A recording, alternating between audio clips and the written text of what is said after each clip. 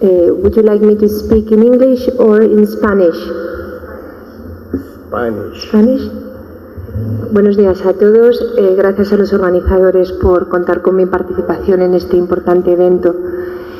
Cuando hablamos de bases de datos internacionales en el entorno europeo, seguro que vienen a su mente unas bases de datos muy conocidas y con gran repercusión a nivel mundial, como puede ser el Registro Europeo de Trasplante Hepático, el de la ERA EDTA o el Collaborative Transplant Study, que han sido iniciativas de sociedades científicas internacionales o de centros específicos como la University of Heidelberg, con el objetivo de desarrollar evidencia en materia de trasplantes. Pero yo hoy no les voy a hablar de estos registros y les voy a hablar de actividades que quizás sean menos conocidas para ustedes, y son iniciativas de bases de datos internacionales en materia de trasplante que corresponden a instituciones europeas como el Consejo de Europa y la Unión Europea. En el ámbito del Consejo de Europa, el Consejo de Europa es una institución que cuenta con 47 Estados miembros y que pretenden armonizar prácticas en un sinfín de materias, incluidas todas las relativas a la salud, y además trabajan desde una perspectiva de respeto de los derechos humanos. El Consejo de Europa empieza a trabajar en materia de trasplantes a través de este comité, el Comité de Trasplante, en el año 1986, y ha dado lugar a documentos de gran valor como una guía de calidad y seguridad de órganos, tejidos y células y un sinfín de resoluciones para los gobiernos de tal forma que mejoren sus estructuras de donación y trasplante. Pero desde muy pronto se hizo evidente para este comité la necesidad de empezar a recopilar información sobre todas aquellas actividades en las que estaban realizando algún tipo de contribución. De tal forma que desde el año 89 comenzó a recogerse por parte de este comité y en concreto por parte de la Organización Nacional de Trasplante todo tipo de información sobre actividad de donación y trasplante de órganos, tejidos, células, progenitores hematopoyéticos, listas de espera, negativas a la donación. Esto se refleja en una publicación anual, la Newsletter Transplant, que es editada por el Consejo de Europa junto con la ONT y que sirve como instrumento de difusión de lo que hace este comité, pero que fundamentalmente les va a presentar todo tipo de figuras de actividad. Importante que sepan que inicialmente se trabajaba solamente con los Estados miembros del Consejo de Europa, pero se han incorporado observadores, bien como países individuales o bien como organismos. De hecho, la Red Consejo Iberoamericana de Donación y Trasplante también participa en esta recogida de datos. Decirles que si se empezó trabajando con 16 países, ahora contamos con información de 65 países de todo el mundo y es la única fuente oficial de actividad de donación y trasplante que existe en el momento actual. Y digo oficial porque la información la proporcionan puntos de contacto específicos designados por los ministerios de Sanidad. Bueno, esto me la voy a saltar por cuestión de tiempo. ¿Qué van a encontrar en la Newsletter Transplant cada año? Van a encontrar un listado por cada uno de los países participantes, 65 en el momento actual, con todo tipo de información pormenorizada de donantes, donantes en asistolia, donantes vivos, trasplantes hepáticos, trasplantes hepáticos de vivo, de cadáver, de pediátricos. Existe una información muy pormenorizada que pueden encontrar con una periodicidad anual y muy actualizada. Además van a encontrar figuras que les van a permitir tener una visión global de cuál es la situación en una determinada zona del mundo. Esta, por ejemplo, es la actividad de donación de donantes por millón de población en Europa en el año 2012, donde pueden ver cómo varios países europeos ya se encuentran muy por encima de los 25 donantes por millón de población, como por ejemplo aquí tienen a Bélgica, tienen a Francia, España, Croacia, que ha desarrollado un modelo muy parecido al modelo español y ha desarrollado una actividad extraordinaria en los últimos años. Y además, por el carácter periódico de esta recogida de datos, se nos permite tener unas figuras muy específicas, bien puntuales, o bien evaluar lo que ocurre en un periodo de tiempo. Aquí tienes una figura compleja, pero les muestra, por ejemplo, las tasas de donantes por millón de población por países, y en rojo ven lo perteneciente a la donación en asistolia y en azul lo perteneciente a la donación en muerte encefálica, de tal forma que pueden ver como países como Holanda tienen aproximadamente un 50% de sus donantes que son donantes en asistolia. Nos permite ver qué pasa a lo largo del tiempo. Podemos responder a la pregunta ¿qué ha pasado en Europa en el año 2012 con respecto a 5 años antes? Bueno, esto es una gráfica compleja de ver, pero estoy segura de que ustedes lo van a coger rápidamente. En rojo les presento la evolución de la donación en asistolia en el año 2012 con respecto al año 2007 y en azul la evolución de la donación global. Si las barras están mirando hacia arriba es que se ha producido un incremento y si miran hacia abajo es que se ha producido un descenso de la actividad. Solo les llamo la atención sobre la cantidad de barras rojas en sentido positivo que tenemos, lo que significa que en el contexto europeo en los últimos 5 años se ha producido una extraordinaria expansión de la donación en asistolia en la mayor parte de los países que ya se han embarcado en esta actividad. No nos centramos exclusivamente en el Consejo de Europa, como les venía diciendo. Este es el mapa para los países iberoamericanos de trasplantes renales, donde ven la situación privilegiada que ha alcanzado ya Brasil con sus 27 trasplantes renales por millón de población el año pasado. Y aquí pueden ver su posicionamiento. En azul tienen los trasplantes renales de fallecido y en rojo los de vivo. Y ven la situación de Brasil, que además, bueno, pues el número absoluto ya saben que son, si no los, bueno, creo que los segundos del mundo, con más de 5.000 trasplantes renales efectuados. Decirles además que la base de datos del Consejo de Europa con el tiempo se decidió que tenía que expandirse y lo ha hecho a través de la Organización Mundial de la Salud. Toda la información que se recopila se lleva al Observatorio Global, donde ustedes van a poder encontrar información de actividad a nivel global, además a nivel de prácticamente 100 países de todo el mundo, y que además tiene una base de datos vinculada de legislación y de aspectos organizativos. Con lo cual, si ustedes un día van a visitar un determinado país y quieren conocer cuál es su legislación en materia de trasplante, qué organización tienen, van a encontrar aquí información pormenorizada y, por supuesto, van a encontrar información pormenorizada de actividad.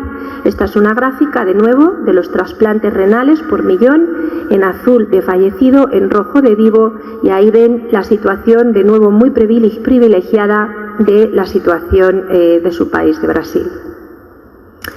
La Unión Europea. La Unión Europea es una institución que cuenta con 28 Estados miembros, también trabajan con el objetivo de la armonización, pero además en la Unión Europea los Estados miembros hemos conferido competencias a la Unión Europea y les hemos dado capacidad de legislar en determinadas materias. Bueno, pues les hemos dado capacidad de legislar y de actuar en todo lo relativo a las sustancias de origen humano.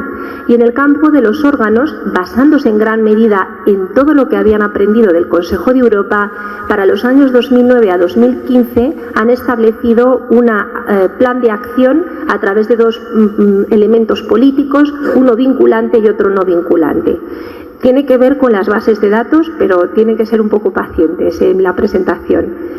Bueno, persigue 3 objetivos la Unión Europea, entre ellos aumentar la disponibilidad de órganos, hacer el trasplante más accesible y mejorar la calidad y la seguridad, y lo hacen a través de 2 estrategias. Han creado una directiva en el año 2010 que significa que tiene que ser cumplida por los 28 Estados miembros y donde les dice que tienen que disponer todos los países de un registro de seguimiento de donante vivo. Cada país tiene que registrar sus donantes vivos y registrar la evolución de sus donantes vivos. Y tienen un plan de acción que básicamente establece unas áreas en las que la Unión Europea ayuda a los países y dentro de esas ayudas quiere ayudar a los países a desarrollar sus registros de donante vivo y a desarrollar registros de seguimiento de pacientes trasplantados de órganos sólidos. Bueno, esto lo ha hecho a través de varios proyectos, pero además le ha dado un tinte especial. Es evidente que un país pequeño, un país de 2 millones de habitantes, aunque tenga un registro nacional, hay determinadas preguntas que no puede responder por sí solo. Aquí tienen ustedes algunas de las preguntas que vienen a mi mente, pero seguro que a ustedes se les ocurren muchas más. Aprovechando el esfuerzo de armonización europea, la Unión Europea ha querido invertir no solamente en que nuestros países desarrollen sus propios registros, sino que además creamos registros paneuropeos de registros. que seamos capaces de fusionar datos individuales de pacientes a nivel internacional para aumentar nuestra capacidad de generar evidencia. Esto es lo que llamamos registros paneuropeos de registros. Muy rápidamente les llevo a través de los dos proyectos clave por si ustedes los quieren visitar. Este es el proyecto EFRETOS, que ya terminó y que perseguía el objetivo de evaluar los resultados del trasplante, promocionando la creación de un registro europeo, paneuropeo, de registros de seguimiento de trasplantados de órganos sólidos. Esta es la página web del proyecto, donde pueden encontrar toda la información.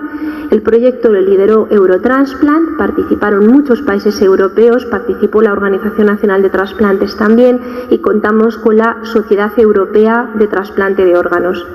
Bueno, pues acordamos un sinfín de cosas que pueden ser de ayuda para cualquiera de cualquier país del mundo, en realidad.